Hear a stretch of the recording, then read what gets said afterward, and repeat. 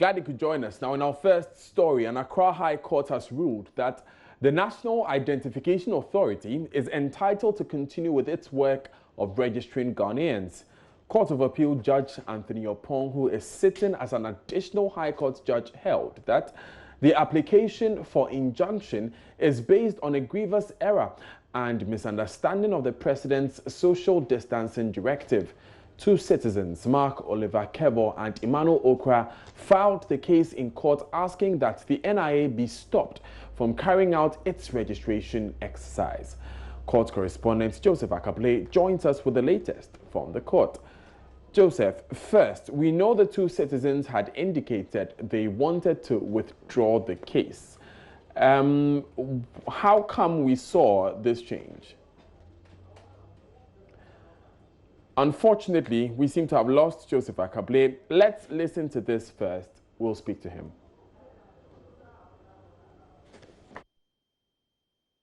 He decides to take this particular one as opposed to a pending injunction that is on them. That is exactly up to them. But that injunction hasn't been moved yet. As it stands, once so the 10-day one elapses. But you see, the thing is that once the 10-day one elapses, there's that interlocutory injunction that already would have been filed. And so they will still have to overturn that particular one before. At the heart of all this, I believe, is a common sense approach. We have a pandemic facing us. And if we have put in structures that say social distancing should be the thing, why would we want to endanger the lives of the people of the Eastern region? At least for the past 10 days, we've held and made sure that the NIA has not been able to do what it wanted to do. There's an order that is operating against them. So we leave it to the judgment of the general public. And it's the Ghanaian citizen that is at stake, not us. At the end of the court, what was that banter with the deputy AG about? Oh, I think that he sought to make certain comments which were not true and which were not born out of facts, and I sought to put it out clearly. He tried to attribute certain statements to me which were not true. What I said, I have put out, and that one I can defend. But what I haven't said, he could not put in my mouth. And I think it was important that that was brought to the attention of the court. You don't impugn the integrity of another lawyer in court. And I think that at the end of the day, he himself later on came to say that, let's call it, let's just let this issue there. I said, no problem. But you don't do that when you know that the basis of what you are saying is not true. And I pointed it out to him that if you go to my Facebook page, you will see what I wrote. It was very clear that we were going to discontinue. That was it. We will go back to Joseph Akable for more on this story, but in the meantime, Finance Minister Ken Ofori-Attah's expected appearance on the floor of Parliament to make statements on the plans to deal with the COVID-19 pandemic has been postponed because the President will address the nation tonight. Majority Leader Jose Mentabonsu says the minister's statements to the House will only be necessary if there are issues to be addressed after the President's speech. Joseph Opoku Gakpo joins us with more. So, Joseph, when did the Majority Leader make this statement, and what more do we know about the President's intended address? So, a few minutes ago, he delivered what is described as the business statement on the floor, which outlined what the House will be doing in the week ahead. And among others, he disclosed that the House will be going on break at the end of next week. But in the course of that, he made the point that today the Finance Minister was expected in the House. You know, he came.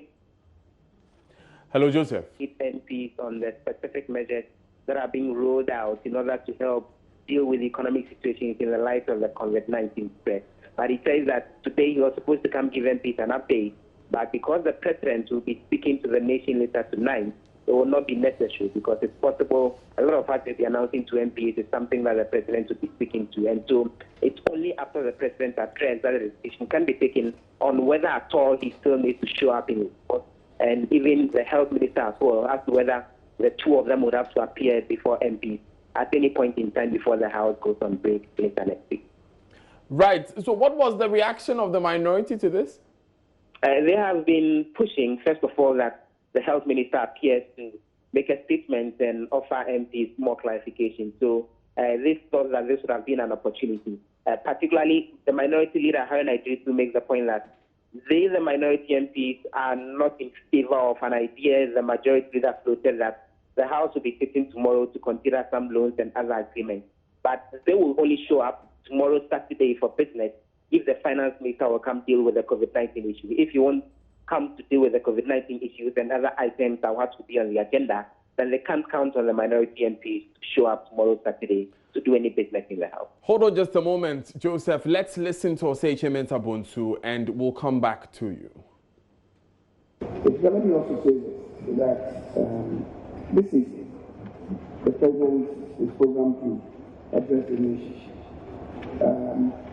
As I indicated, the finance minister was to come to this house today with a statement. But given the circumstances at the time, and because of the rapid unfolding of events, the president will address the nation this evening. That doesn't mean that the finance minister will have to hold on to his own statement, which was going to be read until tomorrow. It depends on the exigence and indeed what the president's statement would contain. If there are matters that we have to address very early after the delivery of the statements, then the finance minister will be here with us tomorrow. Other than that, if there are not very compelling reasons for the finance minister to deliver his statement, the statement will be delivered Monday. The figure, so accordingly, I submit the statement for the NC. Thank you very much. That was Osei Mensah-Bonsu. Now, Joseph, the minority in Parliament is asking the majority leader to make space for the House to debate whether government should impose a national lockdown. He says the people's representatives must have a say in that decision, and it's out of place that space has not been made for it as the House prepares to rise next week. What more do we know? So, Samuel Okujefa-Blakwa, who is the MP for North Song and the minority spokesperson on foreign affairs, after hearing the majority leader lay out what the House will be doing next, made the point that there are bigger issues that are transpiring in the nation at the moment that MPs should be talking about, including whether a national lockdown should be imposed. He makes the point that they, as the people's representatives, their voice needs to be heard right in the chamber on that particular issue. And he asked that provisions be made for that sometime next week. The majority then response indicated that even something Mr. Blakwa alluded to, that there's a lot of questions directed at the health minister about the COVID-19 issues, directed at the finance minister, as well as other ministers, are things that he is discussing with leadership and the minority leader and all, how to streamline that conversation going into next week. So the majority leader wasn't definite on whether space would be made for the House to debate that, but he says all issues around COVID-19 are things that we are still streamlining how conversations around it should happen next week before the House goes on break later in the week. Thank you very much, Joseph Opoku-Gakpo, for those updates. Now, let's go back to that story of the NIA being authorized by the court, or winning the case in court, which authorizes them to go back and register in the Eastern region. Joseph Akable has joined us on the phone. Now, Joseph, at the end of that conversation you were having with lawyer for the two citizens who dragged the NIA to court, there was a bit of talk about an exchange of words between the Deputy Attorney General and that lawyer. Can you shed more light on that? It was right after the court had finished delivering its ruling. The Deputy AG had asked to make a comment to make the point that the judge did not just proceed to deal with the injunction because the lawyer was not present to move his motion to discontinue the case, but because the court had actually not granted him permission to even make a request that he be allowed to withdraw the case. Mr. Samuado at that point had wanted to respond to the Deputy Attorney General. The Deputy Attorney General made the point that he was on his feet, but Mr. Samuado insisted that he wanted to be heard. The Deputy Attorney General then remarked that the courtroom is not a market and that he was on his feet. He wanted to then read a post from Facebook which he said the lawyer had made, which was not in the interest of the court. Mr. Adu stood up once again wanting to respond. The judge at that point asked the two lawyers to calm down. We can listen to Mr. Adu speak about that particular matter. Right. Second case which has a pending injunction against the NIA. So, in all essence and fact, what we sought to do with the discontinuance has still been done with dismissal of the action. We are not aggrieved in any way because at the end of the day, there's a substantive injunction against them, and we are okay. So, are you surprised that with the turn of events, especially that even you didn't even get to move your application, the court proceeded to even dismiss the substantive? No, but that's all the discretionary powers lies with the court. once the court decides to rule in a particular way, there's nothing you can do. You can only just accept it and move on. We are of the opinion that once another court has also restrained the said NIA from proceeding, it is all well and good. At the end of the day, what we sought to do was to restrain them from being able to proceed with the registration. And we have succeeded. The other side, another 20 people too have gone ahead to do the same thing. They've got their injunction. So far as we are okay. Relatively nothing has changed. They cannot go ahead and do any registration. So with this, as you said, they cannot go ahead. But does the AG have an option to choose which of the decisions is going to fall? Well, that is up to the AG.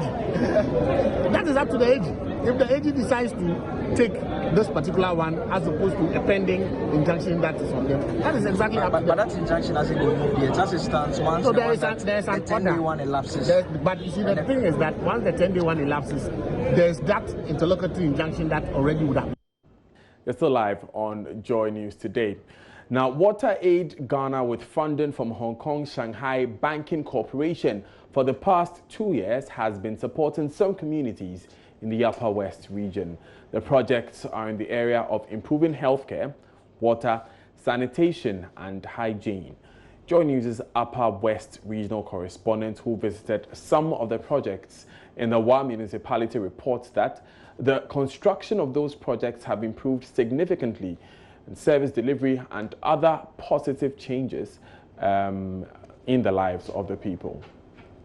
Water Aid Ghana's country program strategy 2016-2021 in light of the Sustainable Development Goals, SDGs, and Water Aid's global strategy for everyone, everywhere, to have access to water, sanitation, and hygiene wash by 2030.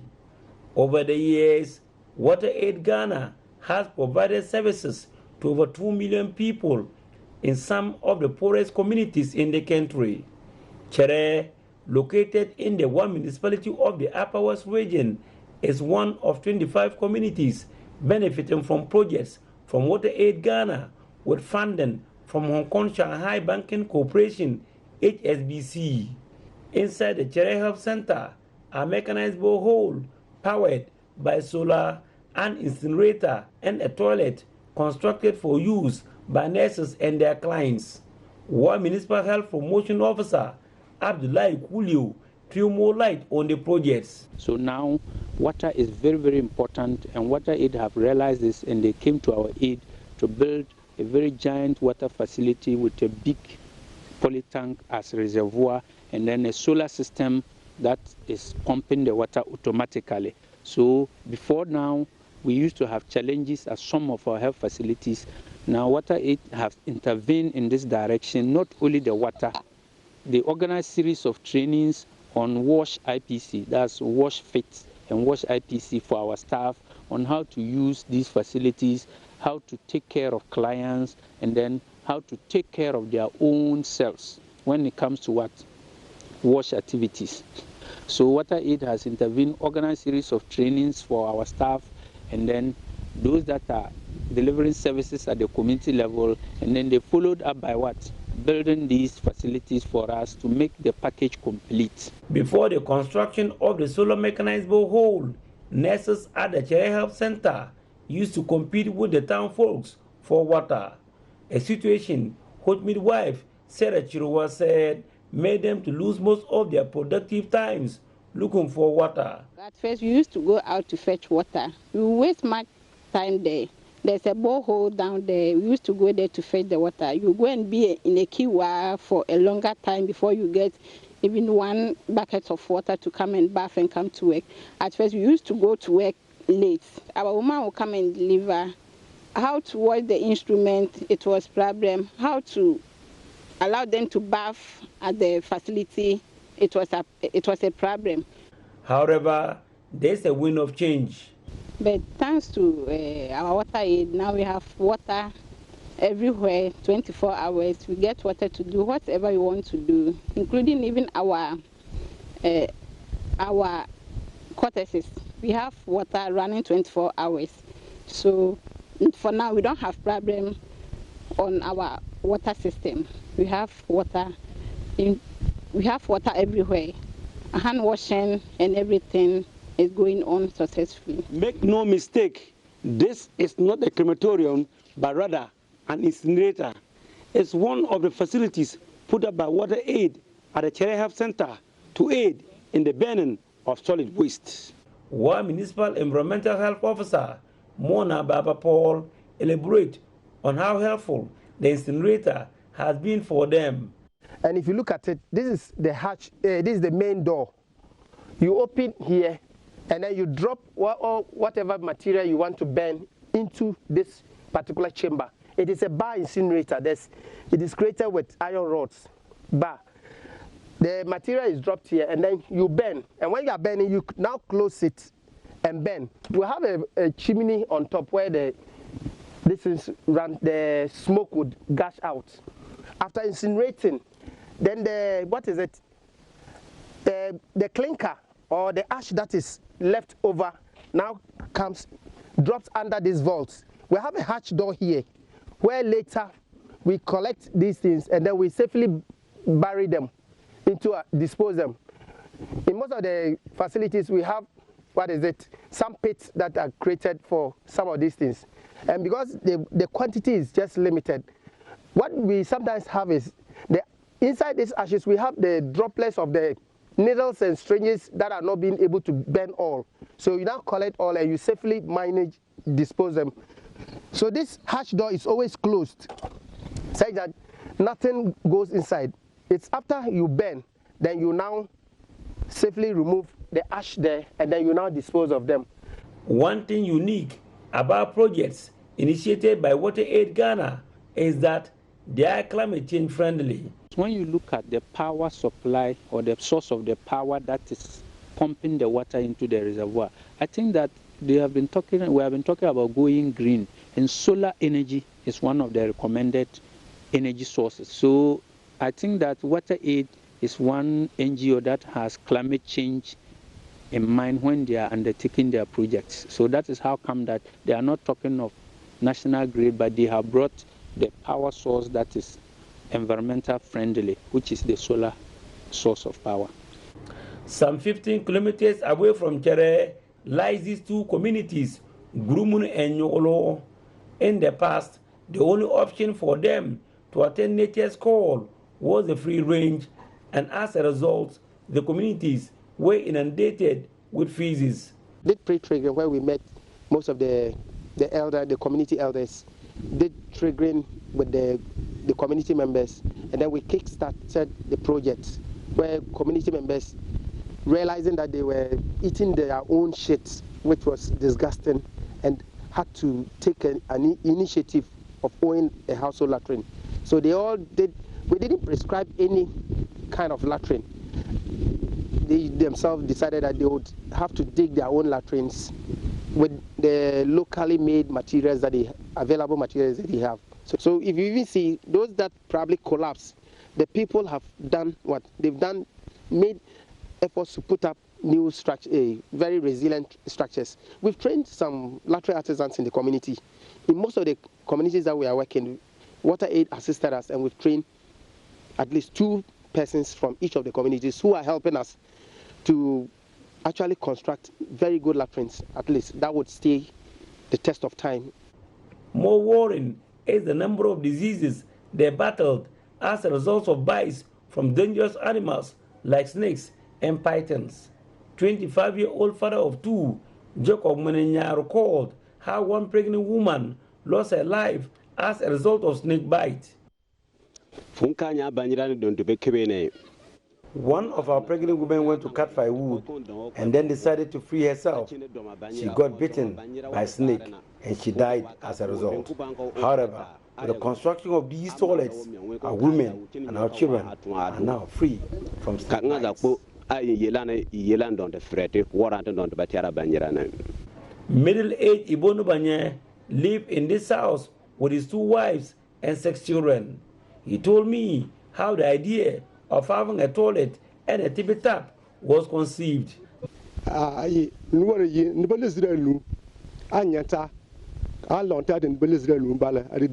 went around and informed all the people in the community about the need to have toilets in their homes. Our people mobilized and quickly went into action. and each household constructed their toilet. So here at Gurumuri and Nyolo, there is no single house here without their own toilet.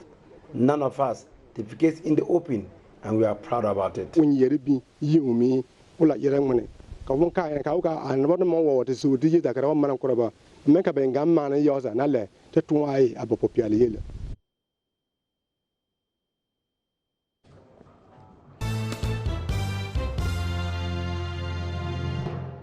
Hi, good afternoon. Welcome to Business. My name is Darryl Kwao. Banks will continue to lend to small and medium enterprises despite the coronavirus crisis. Businesses are taking a hit as the situation worsens.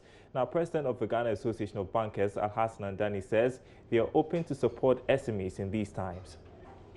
Especially in this era, and at least we've already had a meeting with the central bank. I mean the Ghana Association of Bankers, and their caution was always make sure you support, especially the other SDIs, because in this era, there's a very easy contagion effect. So for all those SDIs that have relationship with banks, let's ensure that there's some liquidity flow to them, so that they can also keep client payments going uninterrupted. This has already been made clear to us, and for those of us that support these SDIs, we would do so.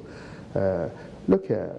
There will never be a time X in that we can say that all SMEs in Ghana have gotten all of their fill in terms of credit. It's an evolving business, it's an evolving situation. New enterprises are coming up.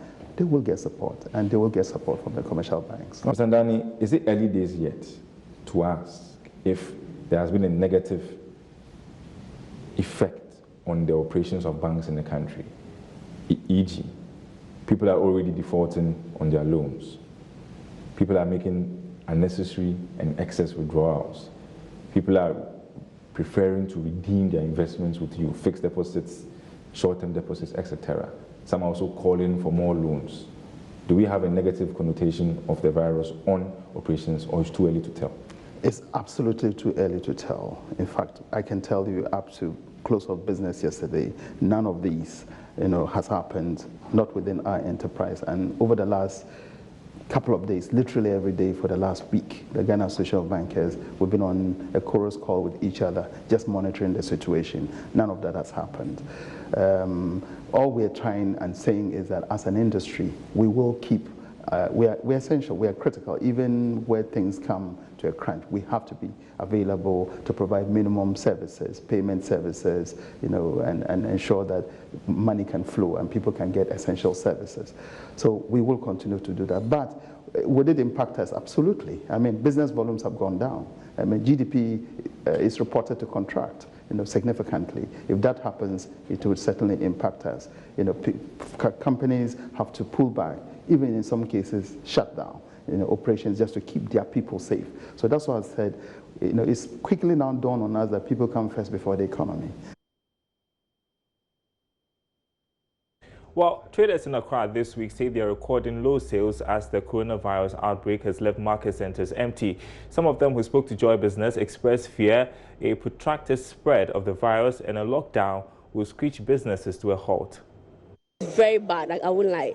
It's very bad. Sometimes you come, you don't really get any profit, but then you still have to come because that's the business you are in. So basically, it's not nice. People are actually staying home. We are praying that all these diseases have to go so that our business can develop and go. And at the same time, everything will be well for all the nations in Ghana and everything. How is the coronavirus affecting your business? People are scared to come to the market. People are taking precautions. Is it having an effect on your business? Oh yes, it's having very important effect. In fact, things that is even happening is very, very difficult. In fact, the business is not going on.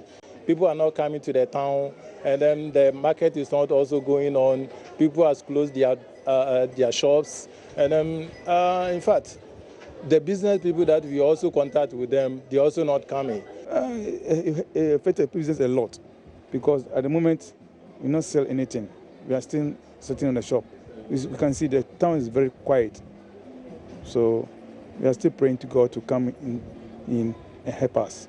It's very scary, although. But you can see when we come, people are not ready for it.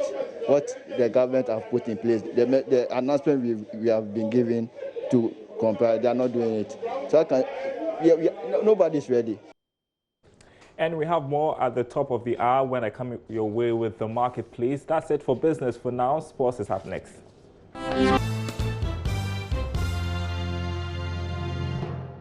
Hello there, good afternoon. Welcome to Showbiz here on Joy News today. Now, Tanzanian musician Midday has urged Ghanaians to adhere to directives and safety precautions to combat the coronavirus. According to the musician, the world has been affected greatly by the pandemic and it has become very important to stay safe.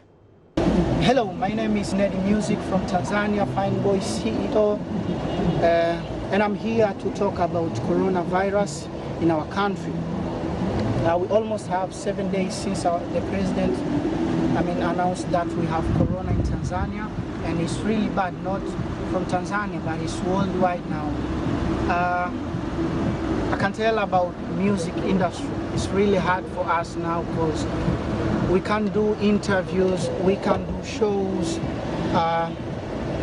and for me it's really hard as well because I have project here and I need to promote it on social media, like doing promotion Instagram, Facebook, and to post it on YouTube.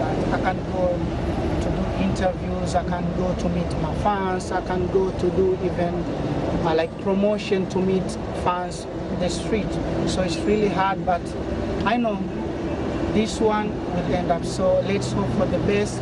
One thing I can tell, not in Tanzania, even in Ghana, you need to stay safe, you need to stay home, to stay home, protect yourself, protect your family. This one is dangerous. So one love from Tanzania, stay safe, stay home. This one is not good, it's really, really bad. Away from Midday, Ghana's First Lady Rebecca Akufo-Addo has joined the Whole World in His Hands challenge initiated by filmmaker Tyler Perry. She noted on her Instagram that as the world battle with coronavirus, everyone should find comfort knowing that God still remains supreme and that He's got the whole world in His hands. There's no heaven. It's easy if you try. No hell below us. First came the Gal Gadot-led celebratory rendition of John Legend's Imagine, which featured Sia, Nora and others singing along to keep hope alive. But now many around the world are rallying around Tyler Perry's He's Got the Whole World in His Hands. He's got the whole world in His hands. He's got the whole world in His hands. He's got the whole world in His hands. He's got the whole world in His hands. It has generated a social media challenge at this time. The hashtag He's Got the Whole World Challenge is now trending. He's got you and me, brother. In His hands, He's got you and me, brother. In His hands, He's got the whole world in His hands. He's got the whole world in His hands. He's got the whole world in His hands. Many Ghanaians have joined in. Kwame Eugene. He's got the whole world in His hands. He's got the whole world in His hands. He's got the whole world in His hands. He's got the whole world in His hands. Efia. He's got the whole world in His hands. He's got the whole world in His hands. He's got the whole world in His hands. He's got the whole world in His hands. Kiddy. He's got the whole world in His hands. He's got the whole world in His hands. He's got the whole world in His hands. He's got the whole world in His hands. Becca. He's got the whole world. In essence, he's got my family and your family. In essence, he's got the whole world. In essence, he's got the whole world in his hands. Guess what? Ghana's First Lady, Rebecca Akufo-Addo, has not been left out. He's got the whole world in his hands. He's got the whole wide world in his hands. He's got the whole world in his hands. He's got the whole world in his hands. In his hands, He's got the whole world. In his hands. Fante, ma Fante in Bremo. He's got the whole world. One inside. Oh, no, good job, Daniel. Thank you. Good job, Becky. Sure, good. That's it for this bulletin of Joy News today. My name is Daniel Daze. Becky, for the showbiz. Yeah, for more news, log on to myjoyonline.com.